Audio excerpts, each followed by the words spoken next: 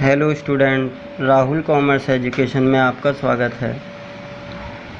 सोल्वेंसी ratio का second part proprietary ratio, इसके meaning के बारे में समझना है और फॉर्मूले के बारे में भी समझना है। हिंदी मीडियम वालों को कुछ प्रॉब्लम फेस हो रही थी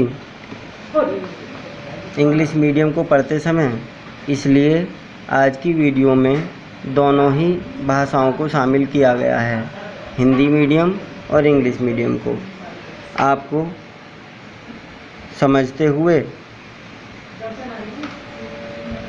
इसके फॉर्मूले को समझना है और आगे फ्यूचर में यूज़ करना है। मीनिंग पढ़ते हैं। It shows a relation between share holder fund and total assets. It shows a relation, यह एक संबंध को बताता है किसके बीच, शेयर होल्डर फंड और टोटल एसेट्स के बीच।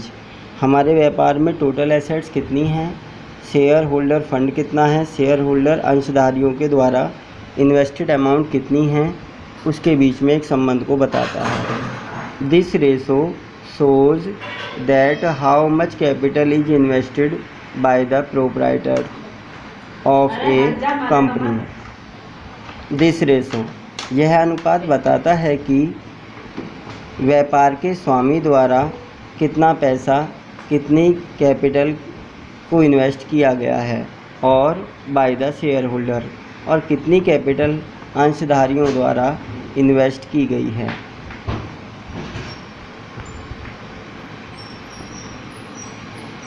स्वामित्व अनुपात, यह अनुपात स्वामियों के कोषों, अंशधारियों के कोषों व कुल संपत्ति के मध्य संबंध को बताता है। यह अनुपात बताता है कि कुल संपत्तियों में कितना धन अंशधारियों ने लगाया है तथा कितना धन व्यापार के स्वामी द्वारा लगाया गया है। प्रोप्राइटरी रेशो निकालने के लिए हमें फॉर्मूला जो यूज़ करना है उसके बारे में हम समझते हैं। Proprietary ratio equal to share holder fund upon total assets. Share holder fund upon total assets. Share holder fund में हम किस किस को शामिल करते हैं, तो शेयर होल्डर फंड इंडिकेट करता है कैपिटल को, और जिसे हम डिवाइड करते हैं इक्विटी शेयर कैपिटल, समतांश पूंजी प्लस प्रेफरेंस शेयर कैपिटल, पूर्वाधिकार अंश पूंजी। कैपिटल रिजर्व पूंजी संचय, surplus security premium. Equity share capital समतांश पूंजी, प्रीफरेंस शेयर कैपिटल पूर्वाधिकार अंश पूंजी, कैपिटल रिजर्व संचय, सरप्लस आधिक्य, और प्रतिभूतियों पर प्रीमियम की राशि को हम इसमें शामिल करते हैं। ये इन्फॉर्मेशन न होने पर हम एक फॉर्मूले का और यूज़ करते हैं कि यदि हमारे पास क्वेश्चन में टोटल एसेट्स दिया हुआ है, टोटल लायबिलिटीज़ दिया हुआ है, तो यदि हमें कैपिटल फाइंड आउट करनी है तो हमने पहले भी इसके बारे में पढ़ा है कि capital equal to total assets minus total liabilities. यदि हम टोटल एसेट्स में से टोटल लायबिलिटीज़ को घटा दें तो हमारी कैपिटल फाइंड आउट हो जाती है। टोटल एसेट्स में किस किस को शामिल किया जाता है, करंट एसेट्स और नॉन करंट एसेट्स। इनके बारे में भी हम डिस्कस कर चुके हैं। करंट एसेट्स ऐसी संपत्तियां जो केवल एक ही फाइनेंशियल ईयर के लिए से संबंधित होती हैं, वे करंट एसेट्स कहलाती हैं, जैसे cash in hand, cash at bank. Investment amount छोटी होने पर हम उसे करंट एसेट्स में शामिल करते हैं। स्टॉक इन हैंड, वह भी हमारे करंट एसेट्स का एक हिस्सा माना जाता है। अब बात आती है non current assets. Non current assets ऐसी संपत्तियां हैं जिन्हें हम फिक्स एसेट्स के नाम से भी जानते हैं, जो एक से अधिक फाइनेंशियल ईयर से रिलेटेड होती हैं। किसी एक मशीन का खरीदना वह केवल 1 वर्ष के लिए लाभ प्रदान नहीं करता, वह 5 वर्ष, 10 वर्ष, 15 वर्ष, जितने वर्ष के लिए मशीन चलती है उतने के लिए बिजनेस के लिए प्रॉफिट अर्न कराता है। तो स्थायी संपत्तियां नॉन करंट एसेट्स में शामिल की जाती हैं और करंट एसेट्स में केवल उन संपत्तियों को शामिल किया जाता है जो केवल 1 वर्ष से रिलेटेड होती हैं।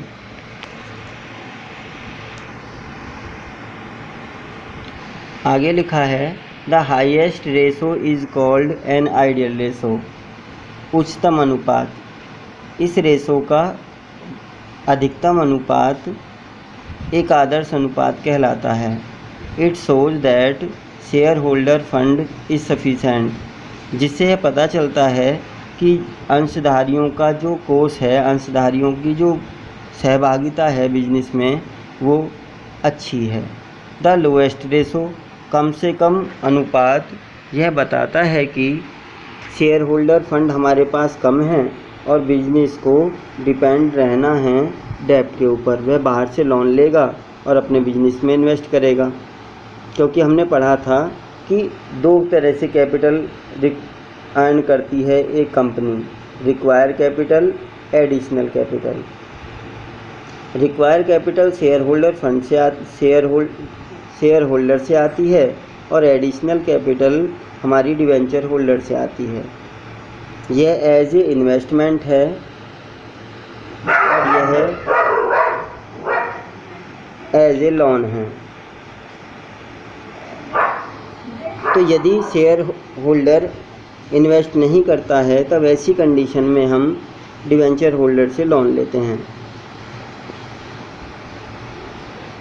स्वामित्व अनुपात का अधिकतम अनुपात एक आदर्श अनुपात माना जाता है। स्वामित्व अनुपात न्यूनतम होने पर यह माना जाता है कि व्यापार ऋण पर आश्रित है। जो फॉर्मूला हमने पढ़ा है proprietary ratio equal to share holder fund upon total assets, इसे हमें एक एग्जाम्पल के थ्रू समझना है। Share capital 8 lakh, reserve and surplus 2,50,000, debenture 4 lakh,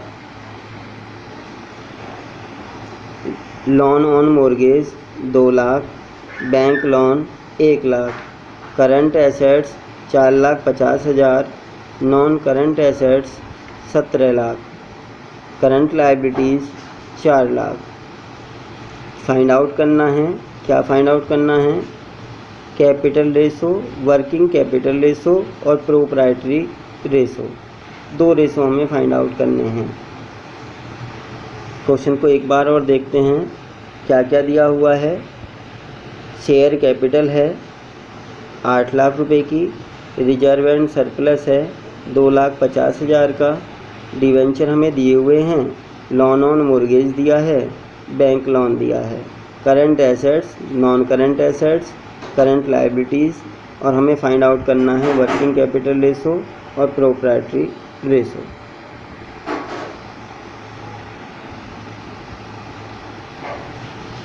आपको यह क्वेश्चन स्वयं सोल्व करना है और कल हम इसके सॉल्यूशन को समझेंगे। यदि आपको यह वीडियो अच्छी लगी हो तो ऐसी ही वीडियो पाने के लिए चैनल को सब्सक्राइब करें, वीडियो को लाइक करें और ज़्यादा से ज़्यादा दोस्तों में शेयर करें। धन्यवाद।